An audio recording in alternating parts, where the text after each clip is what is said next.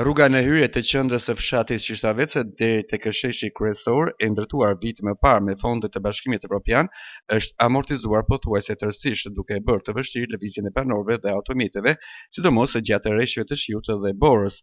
Banorët e zonës thonë se kjo gjendje problematike vazhdon prej më shumë se 3 vitesh, ndërsa mungesa e ndërhyrjes ka përkeqësuar më tej infrastrukturën. Ka një 3 vjet që rrinë e papunume, edhe rinë battle, nuk vetë dorë as shteti këtë shtrim që kanë bo kockat, firma që ka qenë ish, ajo se ka bo mirë, e ka lënë kockat, kanë dalë këtë në sipërfaqe dhe nuk e kanë bolu, e kanë lënë bazore.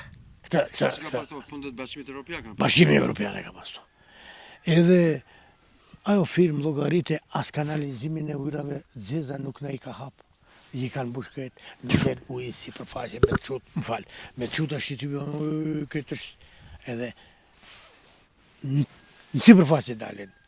Ky si përfundim këtu kam marru vallai dashur, kam marru çdo gjë. Qishtavetësi, një nga fshatrat më të njohur turistik të Verilingjës, është pjesë e listës së 100 fshatrave turistik, por investimet e kryer vite më parë duket se kanë dalë jashtë funksionit. Banorët kujtojnë se krahas i rikonstruksionit të rrugës dhe qendrës së fshatit ishte premtuar edhe restaurimi i fasadave të ndërtesave në të dy anët e rrugës kryesore, por ky premtim nuk u realizua.